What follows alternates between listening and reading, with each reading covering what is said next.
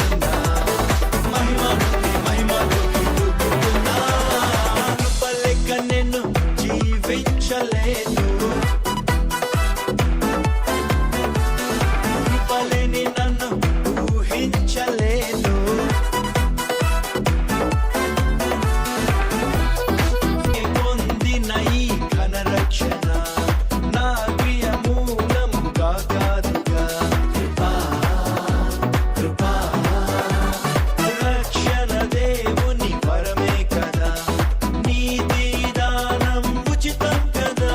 కృపా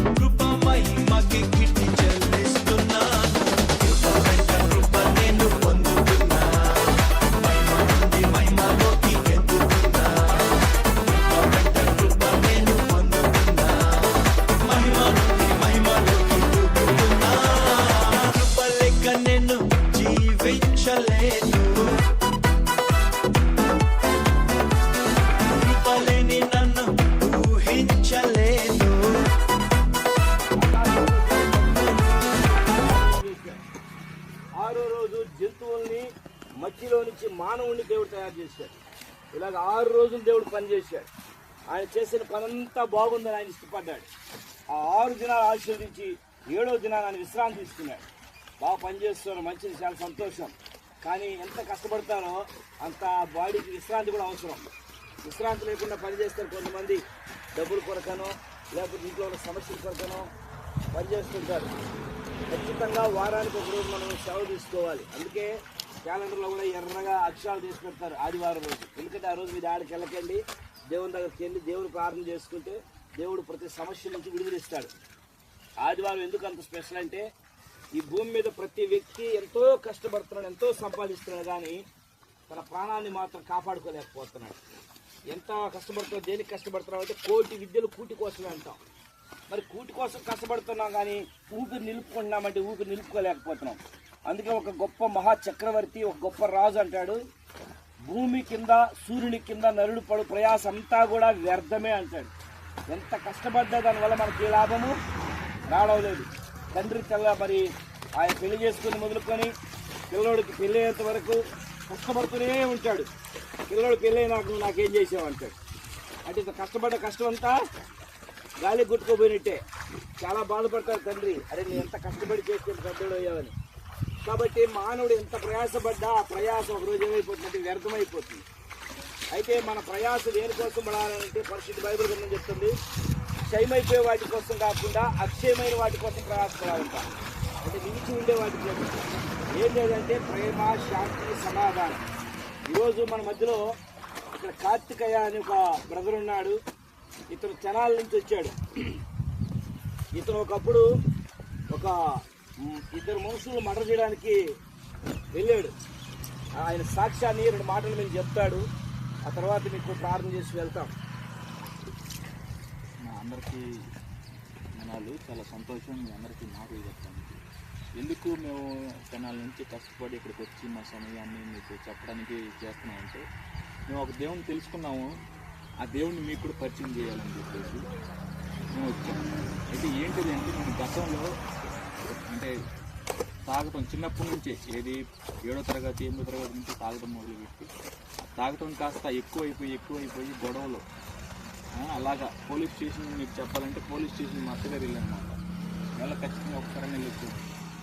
వార్త కూడా నా గురించి టీవీలో కూడా వస్తుంది. ఏమని, నేను 2 వ్యక్తులు నరికిన కత్తి తీసుకుని.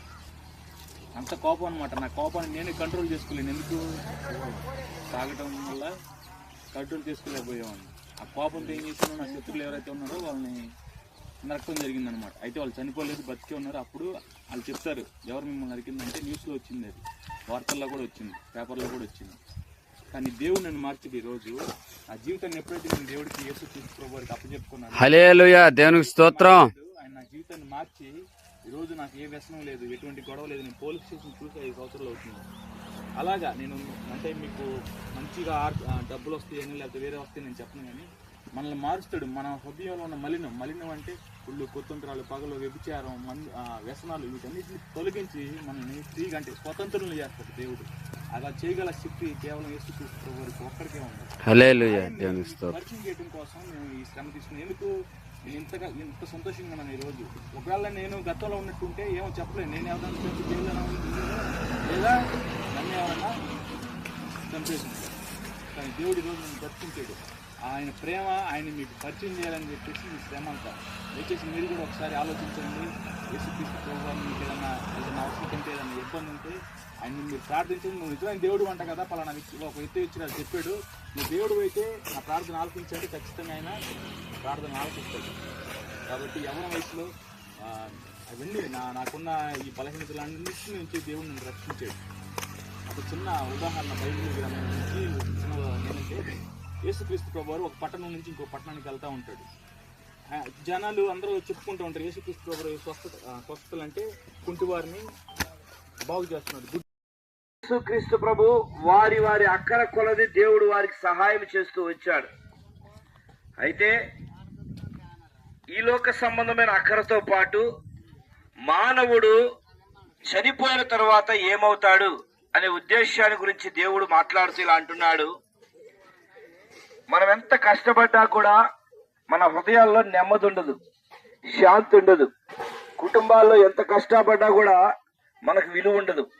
కారణం ఏమిటి అంటే మానవుడు పాపము చేసి దేవుడు అనుగ్రహించే మహిమను పొందలేకపోతున్నాడు. మనుషులందరూ పాపం చేసిన వారే. Because of Jesus Christ, then I can meet him. After my death also, I can be with him. Why? Because I don't have any sins. Who make us like this? నరకము Jesus నిత్య Christ. జీవం ఉందని చెప్పండి. Right? It's okay. If we are die now, what is the next? What is the next? Who can save us? I can say, one human cannot save us. The God only save us. Then the God no need to save one person. God no need to another person. For example, I am a God. I want to save you. I no need to another person. Right? Right. I can save you directly. Jesus Christ did like that only. Right. Right? He is the Savior. He cleans our hearts. What is the bad things in our heart? Right. Right? So Jesus Christ. When I know Him, when I give my heart to Jesus Christ, when I pray to my mouth to Jesus Christ, He listen. I feel. Everything, everywhere is there is person. Yeah, He is listening. I feel that He is listening. There is way, of course. Absolutely. Yeah. My mother also Hindu. Yes, my mother also. How you say, like gurus, all these things. Thank you. No, there is no need to the middle person into you and God. Yeah. You and God can directly talk each other directly. So what I want to say, if you want to know Jesus Christ, you just ask yourself when your personal time. They are saying you are Jesus Christ, you are real God, true God. Let me know. Then He will replace you. Definitely He will send someone to talk with you, or He will came in your dreams, maybe in your ideas. Definitely He will talk with you.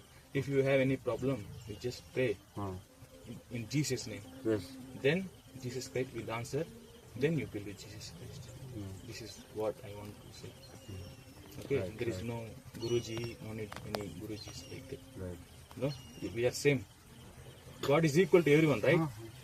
No Before I partiality. was saying to that, my word is one of the stage, I am one of the actors, and God is the director.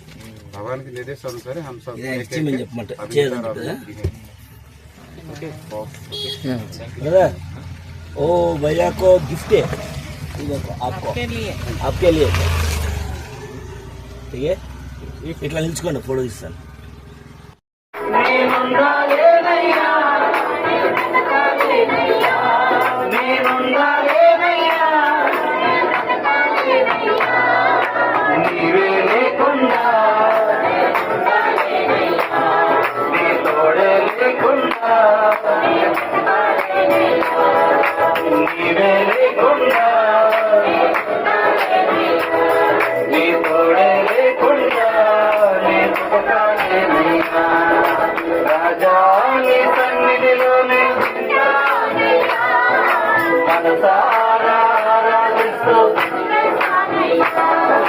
రాజాని సన్నిధిలోనే మనసారా ఆరాధిస్తూ ఒంటరి పోరు మనం విసిగిస్తూ ఉంటది. ఈ ఆత్మీయ యాత్రలో నువ్వు ఒంటరిగానే ప్రయాణం సాగించాలి. ఒంటరి అయినప్పటికీ 1000 మంది అన్నాడు దేవుడు. 1000 మందిగా చేస్తానని సెలవిచ్చిన వాడు, వాగ్దానం చేసిన వాడు నమ్మదగిన వాడు. ఈరోజు ఒంటరిగా వచ్చుంటావు, ఒంటరిపైపోయి ఉంటావు, అయినప్పటికీ దేవుడు నీకు వాగ్దానం ఇస్తున్నాడు, 1000 మందిగా మారుస్తాడు. ధైర్యం పైన కుదిర్తాం, అడగద్దాం.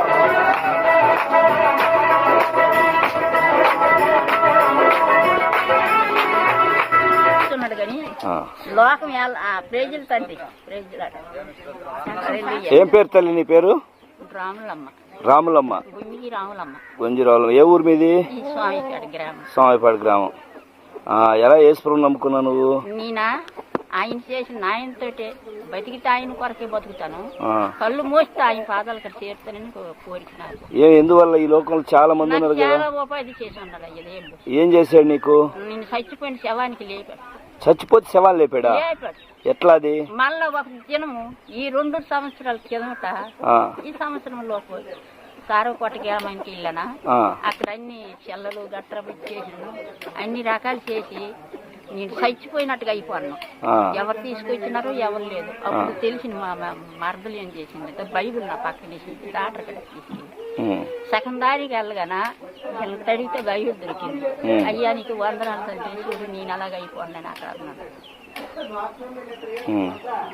చనిపోయిన స్థితిలో ఉన్న నిన్ను దేవుడు బతికించాడు. ఆ, ఉమ్, ఆనాడు చచ్చిపోతే అయ్యా నా పిల్లలు చిన్న టైం తండ్రి, ఉమ్, ఆలోగా చచ్చిపోతే వాళ్ళ నాన్న ఎలగ పెంచుకొచ్చినాను, ఎలగలేదు వాళ్ళకి పెళ్ళిళ్ళు చేసినాను. వాళ్ళ పురుళ్ళు పిన్నలు పిల్లలు జల్లలు వాళ్ళు సుభిష్టిగా ఉన్నారు. ఉన్నోళ్ళు తొలిసూరి బిడ్డ, నా భర్త, నా తల్లిదండ్రులు, నా వెనక పట్టువలసిన చెల్లెళ్ళు, నా అత్త మామూలు సేవలు అందరూ చేయించుకున్నాను. నా జీవితానికి చేసింది లేదని బాధపడతాను. కొడుకులు అంటే అయ్యా కొడుకులు వాళ్ళ భవిష్యత్తులో వాళ్ళు బాగుపడాలని వాళ్ళక్కడ కాపురం అనగానే ఉన్నారు. కొడుకు లేరని అనుకోకండి. నా ఇల్లు అక్కడ కొడుకు కట్టండి ఆ ఇల్లు. నేను మరి దేవుడి బిడ్డనయ్యి ఉన్నాను, అక్కడికి వెళ్ళనని ఈ గుడిసికే కోరి ఉన్నాను నేను. ప్రభు సాయం చేస్తాడు, ప్రభు అని ఆశపడ్డాను. ఆ. దేవునికే వందనాలు. ఇప్పుడు అందరూ బాగున్నారు అయితే? అందరూ బాగున్నారయ్యా, అందరూ బాగున్నారు. నా చిన్న బిడ్డలు, కొడుకు, కోడలు, మనవాళ్ళు వాళ్ళు చదువుల్లో ఉన్నారు. పిల్లల టౌన్లో ఉన్నారు, శ్రీకాకుళంలో. నేను చేసిన పనులు, నేను పడిన కష్టాలు ఇంకొకరికి రాకూడదయ్యా. నా పుట్టిగే పాపంతో పుట్టాను, పాపంలో బతికాను. అనరాని మాటలు జీవితం లోకం మీద బాధపడ్డాను. ఆ పొద్దు చచ్చిపోయిన శవానికి కాలు కడ కొడుకు పెంచుకుని చెల్లి కూతురు గర్వ తలకాడ ఏడిచినారు. ఆ రోజు చచ్చిపోతే వాళ్ళకి దారిలో ఉడిచేది. నాకంతా మేలే చేశాడు కదా దేవుడు. మరి నేను ఎలా మర్చిపోతాను దేవుడికి? బతికితే దేవుడితోటే బతుకుతాను. కళ్ళు మూస్తే బతికిటంత కాలం సన్నిధానంలో ఉంటానని కోరుకున్నాను అయ్యా. దేవునికి స్తోత్రం. దేవుడు దీవించును గాక. అది నాకైతే నాకు సాక్ష్యము. ఆ సాక్ష్యమే తీసుకెళ్తామంటాను ప్రభు. ఎప్పుడు తీసుకెళ్తారు, నేను ఎప్పుడు సాక్ష్యం చెప్తాను, బాధపడతాను. స్తోత్రం.